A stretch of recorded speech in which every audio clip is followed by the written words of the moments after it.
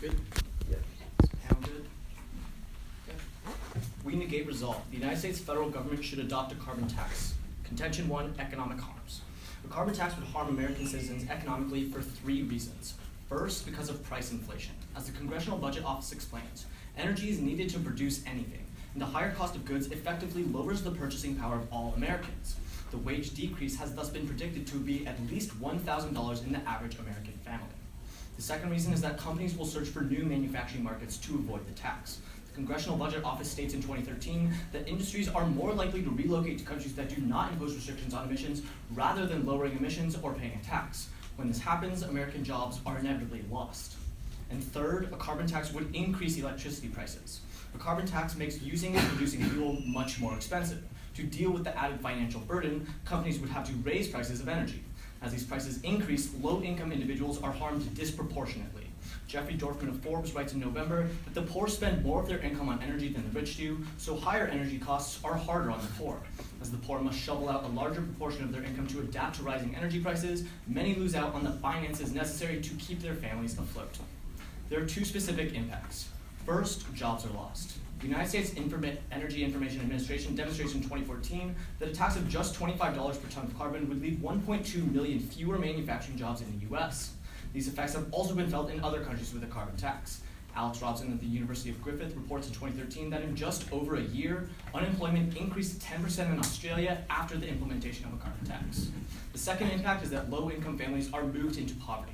The United States Senate report in 2014 finds just a 10% increase in household energy costs leads to approximately 840,000 people across the United States being pushed into poverty.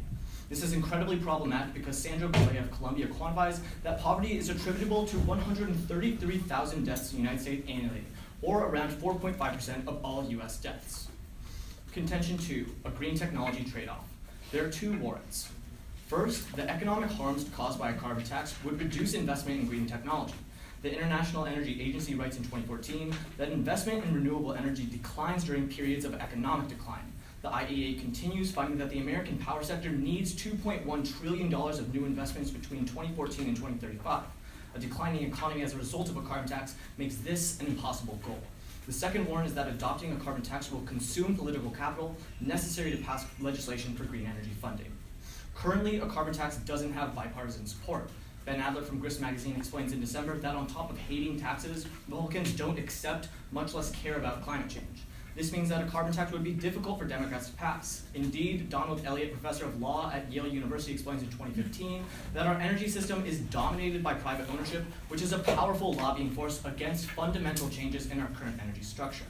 It is for this reason that the Wall Street Journal writes in 2015 that crafting a carbon tax acceptable to businesses and to Republicans would require trade-offs that would be difficult to swallow. One such trade-off would inevitably be the advancement of green technology. This is problematic because government subsidies account for almost all investment and innovation in green tech. Mark Jacobson, professor at Stanford University, writes in 2014 that an expiration of government subsidies for green energy innovation in 2012 led to an 11% drop in green energy investment globally. The removal of green energy innovation makes fighting climate change impossible. This is because green energy innovation solves for climate change better than any carbon tax would. The United States Department of Energy writes in 2015 that renewable sources have the ability to reduce global warming emissions 80% by 2050. Continually, the Breakthrough Institute compares the efficiency of green technology subsidies and the carbon tax. They found that a tax is between 50 to 80% less efficient at reducing emissions than status quo subsidies are right now. For these reasons, we negate. Is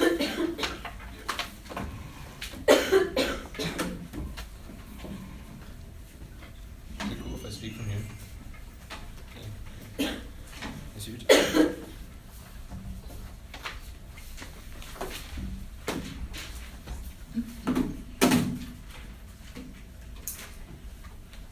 Alright, is everybody ready? Yeah. 1 second, please. Thank you. Ready? Everybody's ready? Judges. Thank you. Alright. If everybody's ready, I'd like to start the time now. We affirm that the U.S. should adopt a carbon tax. Contention 1, saving our world. A carbon tax reduces emissions in two distinct ways. First is through incentivization. Porter of New York Times writes in 2014 that if a carbon tax were to be imposed, emissions from power plants would fall to about 1/5 of where they are today. Emissions from energy would fall to 1.8 billion tons less than today. By providing a monetary incentive, a tax would offer the most effective way to encourage individuals to reduce their use of fossil fuels and invest in alternatives. This is historically corroborated in Sweden. According to Suzuki in 2012, the Swedish Ministry of Environment estimated the carbon tax has cut emissions by 20%. The tax has been credited with spurring innovation of green technology. Since the tax was introduced, Sweden's economy has grown by more than 100%. Morris of the Brookings Institution writes in 2013 that within 20 years, a modest carbon tax in the U.S. can reduce annual emissions by 12%. The second way is through pressuring other countries. The World Resource Institute writes in 2015 that a carbon price would lead to reductions in U.S. greenhouse gas emissions and create leverage to encourage other countries to reduce their emissions as well. In fact, Nucitelli of The Guardian writes in 2016 that 82% of the experts agreed that by implementing climate policies, the U.S. could strategically induce other countries to cut their carbon pollution. There are two unique impacts. First is through saving lives. Lowell notes in 2014 that a brand new study of a proposed carbon tax by Synapse Energy Economics finds that 13,000 lives are saved annually because of better air quality after 10 years, with a cumulative 227,000 American lives saved over 20 years. Second is slowing down ocean acidification. The Olympic Climate Action writes in 2014 that a carbon tax will improve Washington's economy and reduce Washington's carbon pollution. It would improve air quality and reduce airborne toxins and help slow ocean acidity and sea level rise. Furthermore, Lauren Morello in 2010 concludes that ocean acidification is likely to threaten the world's fisheries without sharp cuts to carbon emissions. Shifting ocean chemistry could have a considerable influence on fisheries that are the primary source of protein for more than 1 billion people worldwide. Contention 2, benefiting society. There are two ways in which benefits occur. First, through generating a direct cash flow. MIT reports in 2015 that a carbon tax could raise a 10-year revenue gain of about $1.5 trillion. Second is through promoting green technology. The Global Institute writes in 2012 that when carbon taxes are levied, low-carbon power technologies will increase competitiveness, helping them take a bigger share in the market. Joshua Meltzer concurs in 2014, noting that a carbon tax can induce innovation by incentivizing U.S. firms to innovate and produce green technologies that reduce the impact of the tax. There are several impacts. First, Susan Leon at Think Progress writes in 2011 that a price on carbon would spur job creation in emerging clean tech manufacturing to R&D centers. The Political Economy Research Institute found job creation potential of 1.7 million jobs. Second is helping the farmers. Holly Hill explains in 2009. A carbon tax would support improvements in soil quality, thereby providing a revenue source to subsidize those who adopt emission reduction practices or carbon sequestration activities. Tax revenues could also keep erodible lands out of production since these lands sequester soil carbon. Third is developing energy independence. MIT reports in 2015 that absent a carbon tax, there is a slight increase in oil imports through 2030 and then a more rapid increase through 2050. With the carbon tax, nearly all of the increase in oil imports is avoided. The Renewable Energy Agency concurs in 2015 that renewables can help to meet energy independence as innovation is critical to achieve further cost reductions and increase the renewable share. Independence is critical as Park of the Center of American Progress concludes in 2009 that U.S. dependence on oil weakens international leverage, undermines foreign policy objectives, and entangles America with unstable or hostile regimes. It is because a carbon tax would reduce oil dependence and generate all the benefits talked about in case we're very proud to affirm. Okay, can I see the New York Times fall to 1/5 of where they are today? Yeah. You Want to see that giant cross? yeah, that would be great. Alright, I have it here. Do you want to see the card or the article? The cut. Like, do you want to see the cut or You know, I'll look at the cut first, and if I need the article, I'll say something. Thank you very much. Do you guys need prep for anything? No. Cool.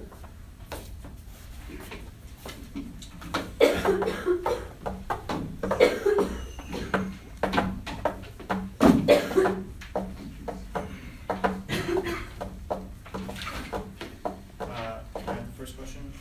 Sure. So your impacts on your second contention are all relying on green tech, yes? Well, yeah, but there's also like economic impacts that like stem off of like tax revenue. Do you cite any? Yeah. Wait. You want to see them?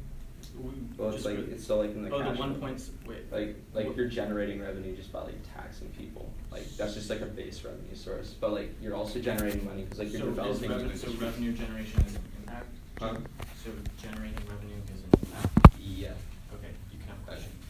So in your contention too for like green tech, like what's unique about a subsidy that like a carbon tax like isn't? Like what makes them mutually exclusive? What makes them mutually exclusive is that one, you decline the economy, and two, the political capital needed to increase subsidies or at least keep subsidies in the status quo goes away. Could I ask you a question? Sure. So the Meltzer warrant for increasing green tech innovation is reliant on the fact that companies will switch to a next cheaper option, right? Sure. Okay, you can have a question. Well, like, here, like, the whole, like, idea is that by investing in renewable energy, you make it, like, the next cheap option to move towards. So you make, like, other options uneconomical, and then you make that, like, the nearest, like, source. Great. Okay, so in your contention one, you're talking about inflation. So, that was a warrant. Or, yeah, like, inflation, you're talking about, like, decreasing purchasing power. Yep. Like, what's, like, the warrant for that? Like, why? What's the warrant for decreasing purchasing power? Yeah, like, how does that They're work? increasing the cost of energy with a carbon tax. And it's, like, specifically on low-income individuals, right? That's the third warrant, and the first one is all Americans, yes. So, like, it's all Americans decrease purchasing power? Yes, by $1,000 was the CBO estimate. Sure. Okay, question. How many people do you save with the carbon tax? We know that 13,000 died. What was that specifically? It's 227,000. By when? Huh? By when? I think it's 2020. And what But, percentage of emissions need to be reduced to get that? like, enough that a carbon tax would do. I don't have the number off the top of my head, but Okay. he's got my case right there, so Okay. if you want, you can look at it. I'm gonna read it. Yeah, okay. Yeah, you can take another question. Okay, great. So on impact calculus for the judges, shouldn't we weigh probability times magnitude? Because if your like arguments aren't very probable or your impacts aren't very probable, shouldn't we look at what's like most No, likely like, going to happen? things like nuclear war have, like, an extremely small, like, probability, but, like, the magnitude that it has is enough to, like, care about it enough. Like, if the magnitude of it is so huge, then you shouldn't care about the probability. Like, even a small probability is still better than the status quo. Okay, but I Right. disagree with that. You can have a question now. You can take another. What's that? You can take another. Yeah. So what's the impact of helping farmers? Like, you have, like, carbon sequestration activities, which are, like a really good way to, like, not only store carbon, but, like, it improves, like, cropland. Like, you have, like, increased production, and, like, it just overall, like, But how do we weigh that? Huh? Other than how do we weigh that? that's, like, increased food production. How much? Huh? How much? Like, a significant, he doesn't, like I said, he's You got my didn't case. cite anything. You just said Yeah. help soil quality through sequestration. How much does it help? And how much? I can show you the card for it. Great. Off the top of my head. Alrighty. You're gonna have to hand this computer to me, during my speech. You should just speak from here. Is that okay? That's alright, okay. Okay, You're still, up. yeah, I'm gonna need to use it if that's okay. Yeah, that's good. And you're still gonna have to hand it to me because I can't fit it here.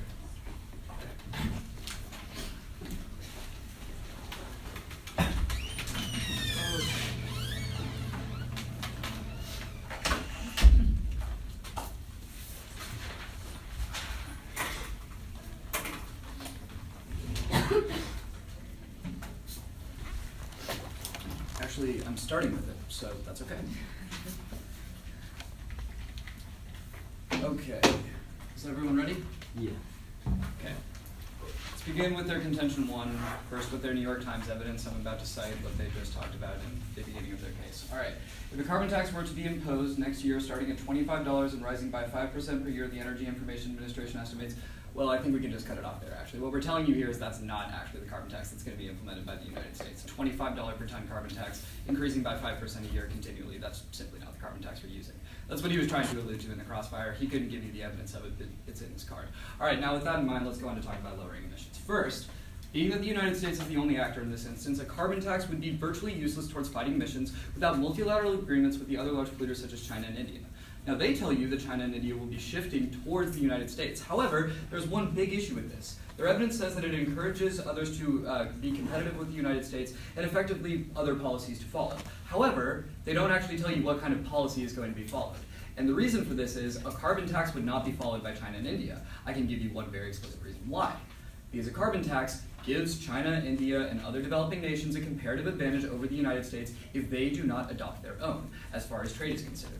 So at the point where a carbon tax is not the kind of policy that they're discussing, and it's certainly not going to be mirrored in China and India, you're going to drop that argument. But then second, a carbon tax isn't even guaranteed to curb emissions at all. The New York Times reports that countries that have adopted carbon taxes, such as Norway, have actually increased their emissions by 43% per capita, and then third, companies would just outsource their emissions. Reductions in domestic emissions could be partially offset by increases in emissions overseas if carbon-intensive industries relocated to countries that did not impose restrictions on emissions. Now this is going to be key, because if those companies relocate to countries that don't restrict emissions, it's going to be even worse than if those companies remain in the United States and don't see the impacts of a carbon tax. Because countries like China and India, even absent a carbon tax in the United States, are going to have less regulation. At that point, you are increasing emissions if you move those companies to China and India over the status quo. All right, now with that in mind, let's go on to talk about their green tech argument.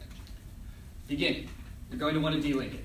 Price signals don't cause innovation, investment in development does. So when they tell you that we're going to be shifting towards green technology because of revenue increases and whatever else, there is going to be one big response. A 2011 study from the Information Technology and Innovation Foundation writes that changes in green energy come from investment in research, not changes in price. They conclude that a carbon price is not an adequate solution to our technology barriers and will not deliver the kinds of revolutionary technologies that experts say we need. Now this is going to be key because in Europe there was a $400 per ton carbon tax, however there was absolutely no green innovation seen according to Oren Cass from MIT. So at the point where we're proving to you empirics and a logical D-link, we can show you that subsidy is the best way to access green technology and a carbon tax simply won't.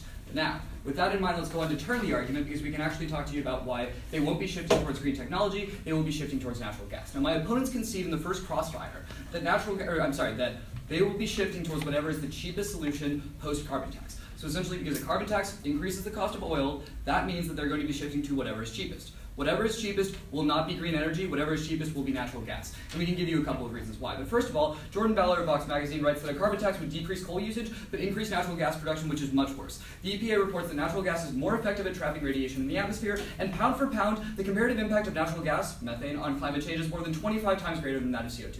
So at the point where we're telling you that natural gas is going to be increased, you're already going to be voting us up on magnitude of impact 25 times more.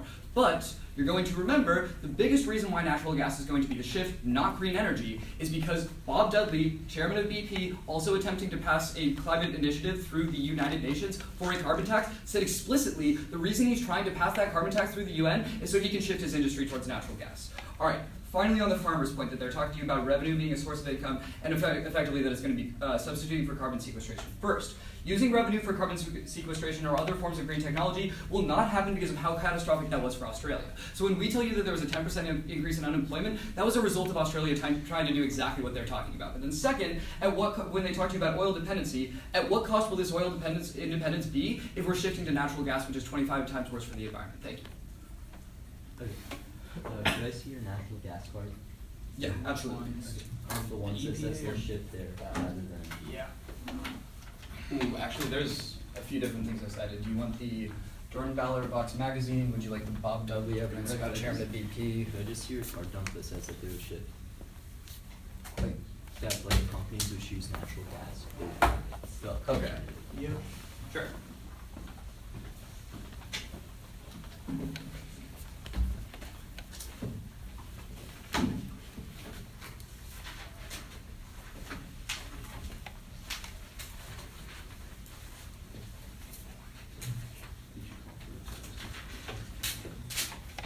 Oh, and also the 10% unemployment as well. Yeah, that was from Case. You know that, right? Okay. I mean, if we No, could- I'm still gonna give it to you. Yeah.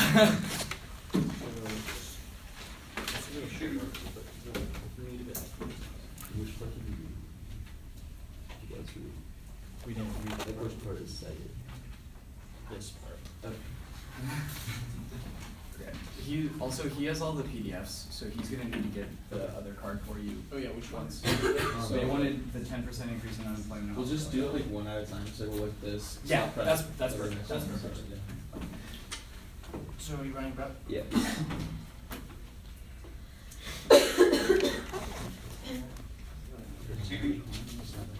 Like whatever is cheapest, just shows them. That's the easy one, just a good start. Or it's the cost, but eventually. Just like most of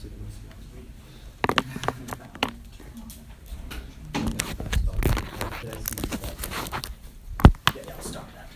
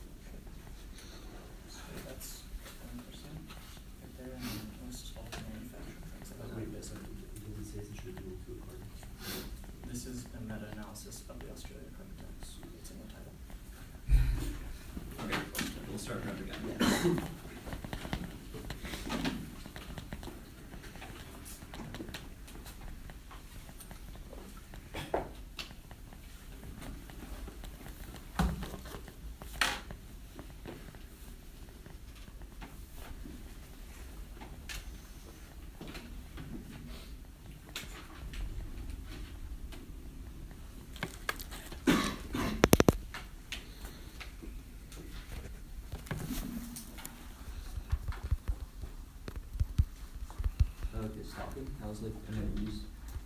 Sorry? How's like negative interviews? Can Jack, can Jack just like read through that during my speech? Yeah, sure. So, it's my part, right? Yeah. Judges? So it's just going to be going down the case. So if everybody's ready, let us start the time now.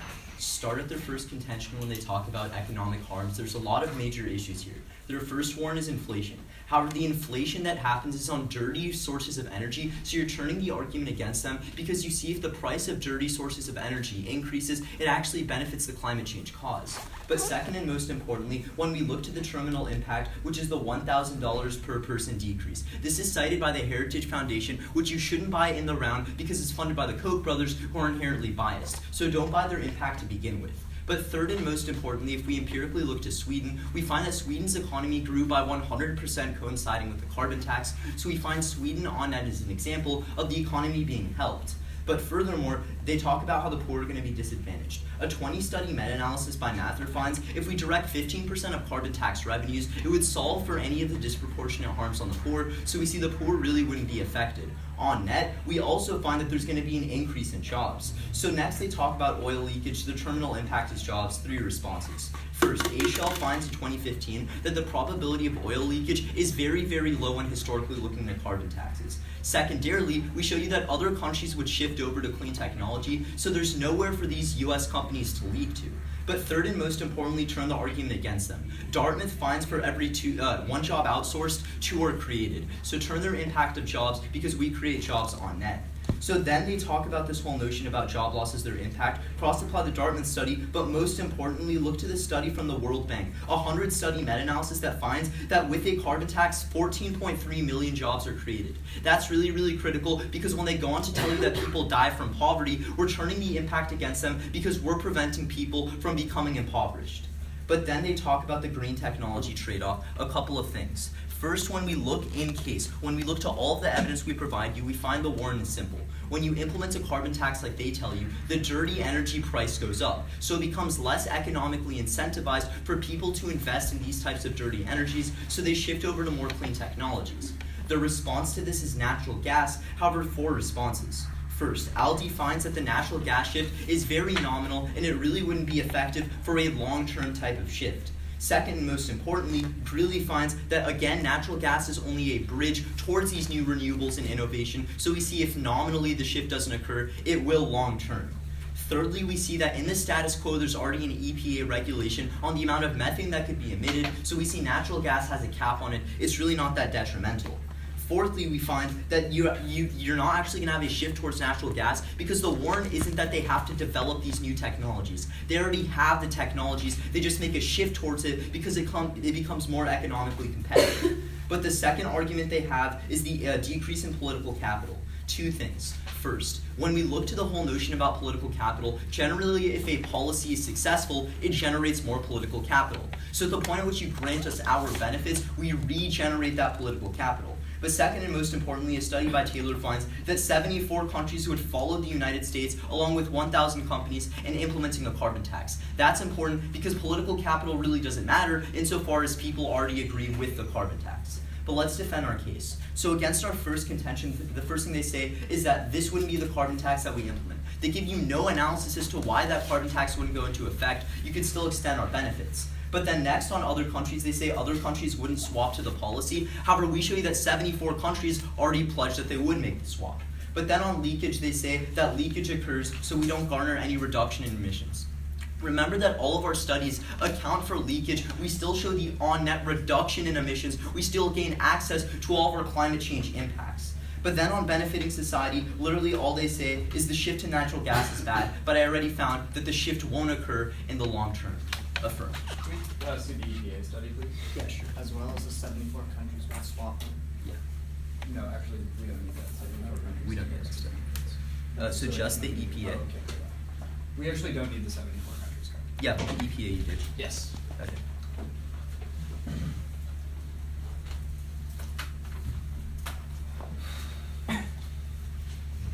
Do you think my partner could have his computer back by chance? I can actually grab that. start taking some prep time. Oop. Actually, yeah, he'll just look at it in Crossfire. Okay. All right.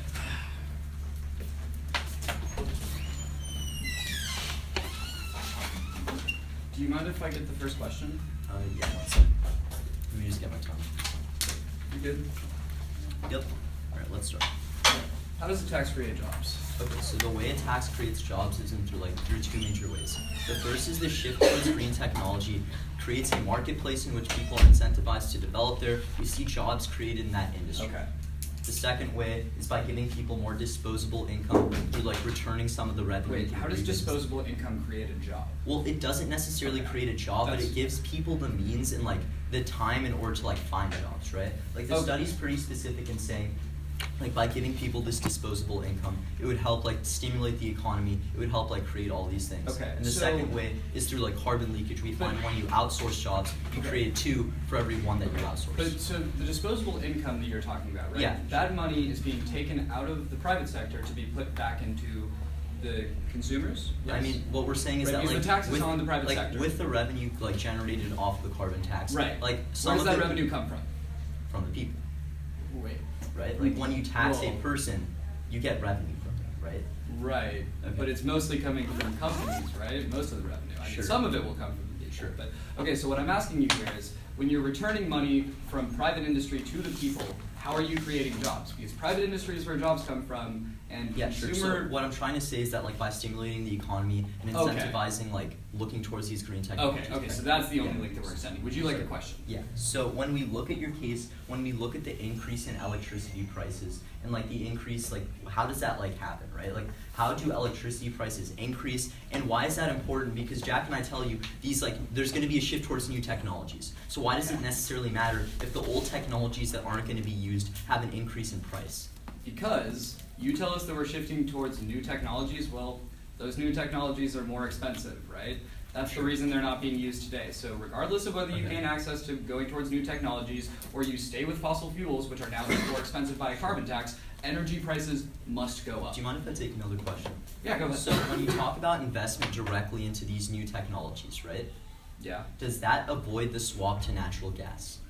absolutely, because why? we're investing money in green So tech, not why- natural gas. so We I would guess never why- invest, so- and I can explain why. The government would never invest money in natural gas because it's so polluting. Yeah, so my only question to you though is why in a world with a carbon tax, why can't we still invest into these technologies? Why is Because- it mutually exclusive with the carbon tax? Because of the political capital drain that we So discussed. is there no- That- because So you if I- can't- right, Can I finish? Yeah, sure. Okay, thank you. So because it would take so much political capital just to pass a carbon tax, because we haven't passed one in the United States yet, we find that would actually result in not passing another evolution of the PTC. Wait, really quickly though, right? So if a policy works, the people are more inclined to support further policies like that, The right? people, maybe, if the policy is effective. I don't think that you've proven the policy is effective, first of all. But even if the people like that, why does that mean that Congress likes that? I understand that they are representative of the people, right? But that's not always the case. Also, more than 60% of the people in the United States are supportive of climate legislation. But that doesn't necessarily mean that the United States federal government is supportive of climate legislation. We've obviously seen that they're not. We would disagree, but that's not. Oh. Could I have my laptop back?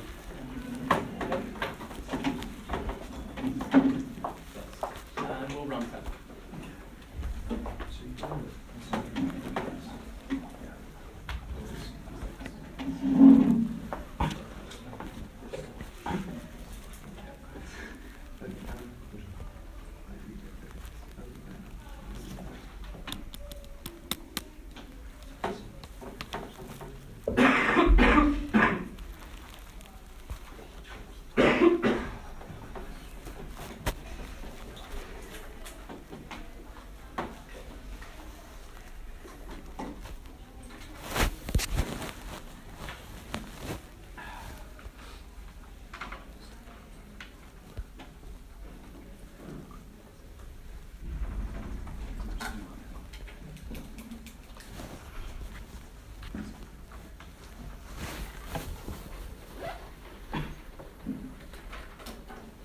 That was 55 seconds.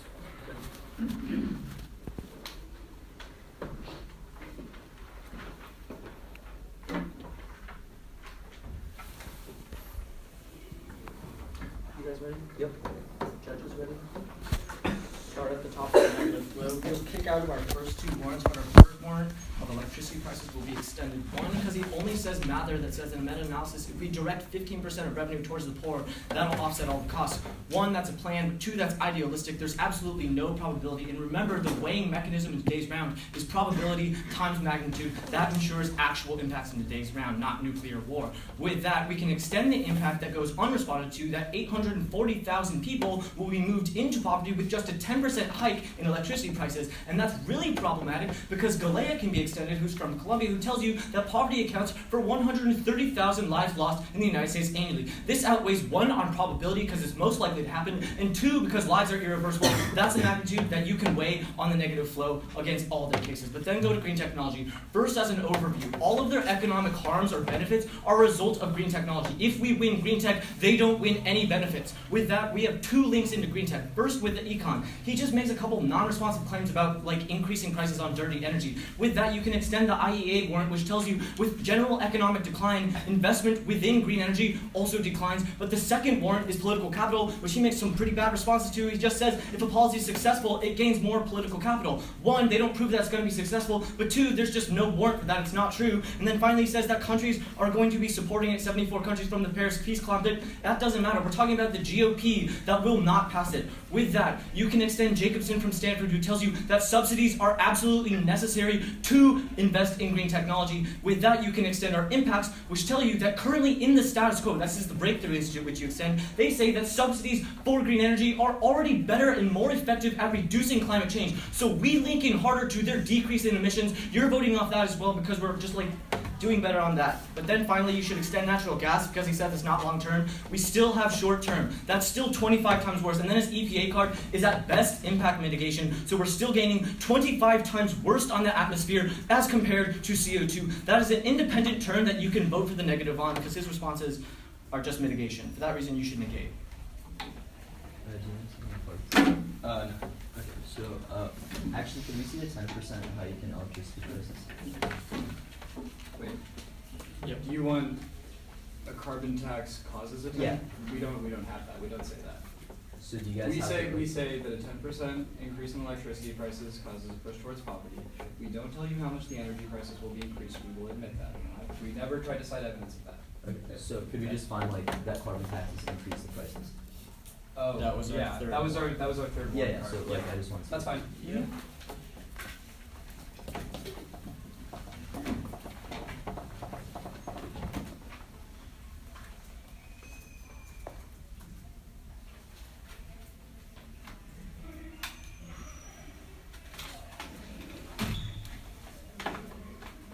Oh, we didn't even make a side check. That was just an analytical warrant. Okay. If that matters. Oh yeah, he's right. We don't say anything. Okay. It's just logic.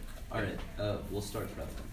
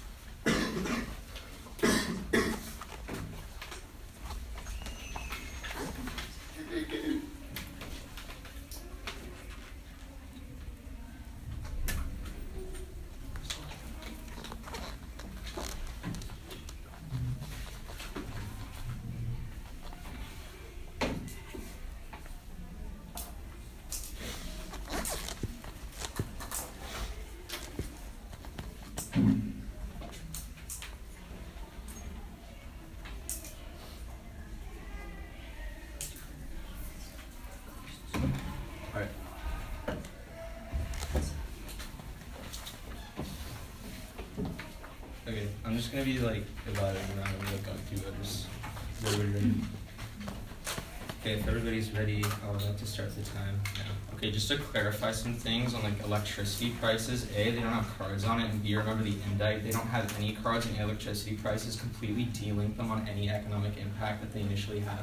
Remember, also, 3 analysts tell us that green technology employs 3 times as many people as any other industry would. So, take their Australia evidence, right? As industry decreases by 10%, you can see a jump in 30% of employment because long-term, green technology employs more people. Also, on multilateralism, remember, other countries adopted, they've either made pledges to, or B, said that if the United States takes initial action, they would join in.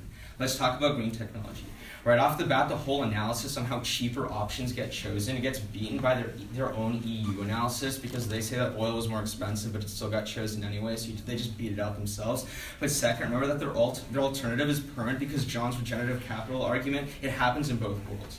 Three analysts all argue the same thing. They say that either natural gas expedites the process of the shift towards renewable energy, or B, it's very short term and it won't take place over a long time. They say they gain the short term impact, but methane doesn't even stay within the atmosphere for long periods of time. It goes away much faster than carbon. On net, really, it's not there for a long time. Green technology outweighs.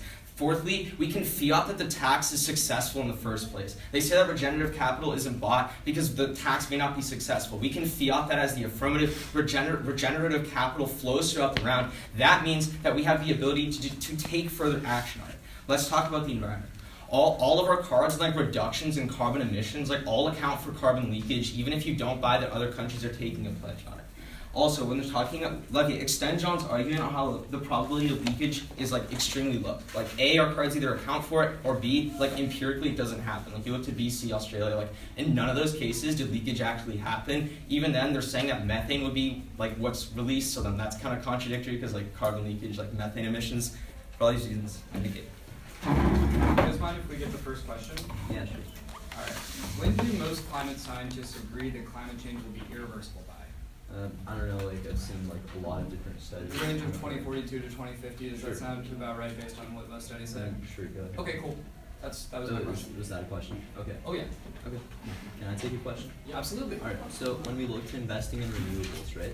Yeah. So how is a carbon tax, like, I just want to be clear. Is there any other warrant other than a carbon tax takes political capital that prevents direct energy investment? Yeah, so I extended the first warrant in my summary was that the IEA tells you that when general economic decline, investment also declines. We saw that in 2012. Okay, that was like, an extension that you did. So that's completely like predicated on a bad economy. Yeah, Right? remember So that, we like, can let's go ahead and talk about the economic decline thing then, right? So the reason that we don't need to provide a piece of evidence is because if energy was really easy to shift towards and wouldn't have increased energy prices, then we would have done it already. Effectively, if renewable energies that you talk about were as cheap like, as remember though, possible. like, it doesn't increase energy prices in the first place. Like, A, we indicted the card, B, you dropped the one indict, and second. C, like, you admitted that you didn't That's have a fine, you card, can so, indict the like, card. Okay, so could we move on? You said we don't have a card for an increase in electricity prices, so drop it. So do you have like any counter logic sure. as to why So, electricity prices Counter wouldn't logic, increase? not a card. Not a card, like, So, when like, you say logic, I mean, what do you say other than no I would card? contend like a card is better than logic, but like You don't have a card. Okay, so like wait, what?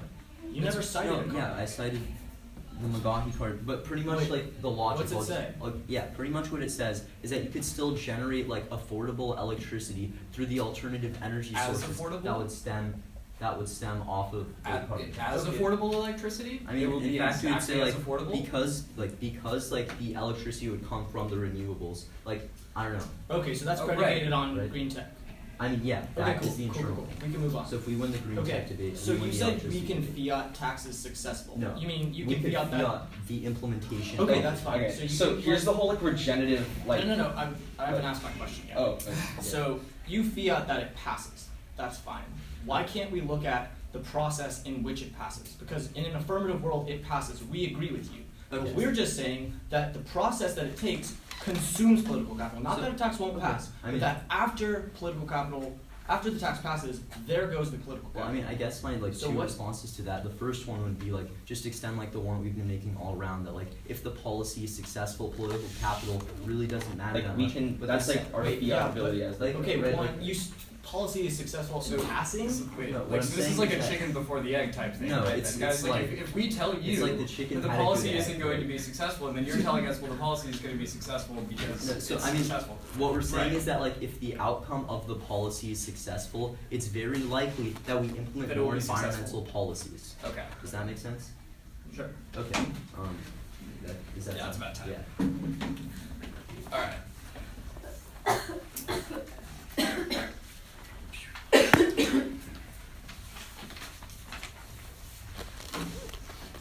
All right. Is everyone ready? Yeah. Okay. Start with the natural gas turn. It's going to be the easiest way for you to vote for the negation because they tell you that it's only short-term impacts and that those impacts will be, because they're in the short term, it's not going to mean anything, and then effectively that's mitigation. There's one reason why you don't buy this. In the last crossfire, they conceded that by 2042 to 2050, climate change will be irreversible. Therefore, short-term impacts are actually very, very important. Because natural gas stays in the atmosphere for 10 to 20 years, yes, and that can be very, very detrimental when you consider the fact that it is 25 times more potent than carbon dioxide as far as increasing global warming. So what I'm telling you here is, natural gas as a short-term impact is going to push us closer to that brink and over the edge of 2042 irreversibility of carbon emissions and global warming. At that point, you vote on natural gas. But even if you don't buy that, let's go on and talk about emissions, particularly on the green tech. All of their arguments about decreasing emissions are going to be substantially related to green technology. And because we are going to win green technology, we are going to win the round on that as well. The reason that we win green technology is the logic. We tell you that there is no reason to believe that increases in price signaling will increase investment.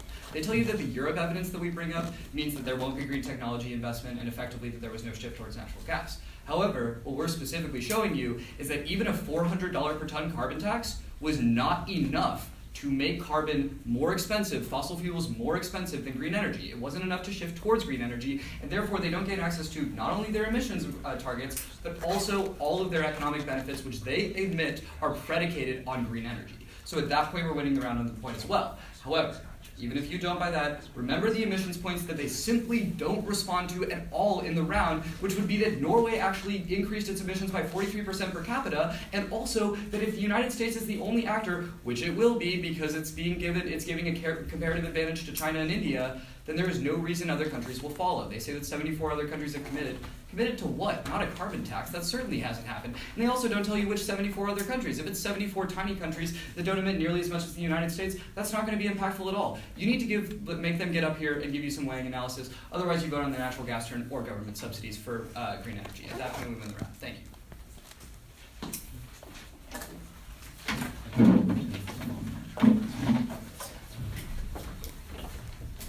So it's just gonna be the two voters, econ, and five.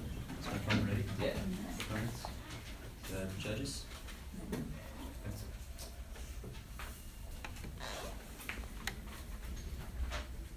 Okay. Cool. So if everyone's ready, let's start the time now. We're winning on the economy for a lot of major reasons, but the first is extend the term that I say that when oil leakage happens, we create 2 jobs for every 1 job outsourced. Also extend the fact that we say we create 1.7 million jobs in the green technology industry and the whole economic dump of $1.25 trillion stemming off of a carbon tax. This is really important because it links into their poverty impact that they run their first contention of 120,000 lives per year, so turn the impact against them. But second and most importantly on the economy, we find that when we put a price on carbon, we actually decrease the incentive that you invest in these carbon technologies. We would contend that the technology already exists, but by pricing carbon, you encourage the shift towards those new technologies. So when they come up here and talk about Europe not investing into these green technologies, that doesn't matter. It's not investing in green technologies, it's the shift towards green technologies. With this in mind, let's talk about the second voter, where you sign your ballot, which is on the environment. Their only offense here is talking about natural gas, but they ignored like the 3 responses I made. The first one says that the EPA regulations will regulate methane, so it's really non-unique in terms of like there's a cap at which the impact is reached. Second, and most importantly, we show the shift towards natural gas won't happen because the technology is already available, so there's no incentive for companies to go towards natural gas because they already have the technology. It's just a matter of not whether they use it. And we tell you with a carbon tax, they become incentivized to use it. Next, we're going to look to the multilateralism where you sign your ballot. The evidence that we read you says 74 countries would implement a carbon tax very specifically if the U.S. did so as well. That means when they talk about direct investment into subsidies, they don't gain access to multilateralism. We show you very specifically you need a carbon tax to encourage other countries to swap. That's really important because what we show you is through collective action, we have an on-net reduction. In their last speech, they come up here and they give you empirics saying that Norway failed. We show you in Australia, in Sweden, my bad, we show you the amount of emissions was actually reduced on whole, so we're also winning the empiric debate. Lastly, perm the alternative that they give you. We would contend to you that you can invest in energy and you can implement a carbon tax. They don't show mutual exclusivity, and it's for these reasons that I'm very proud to affirm. Thank you.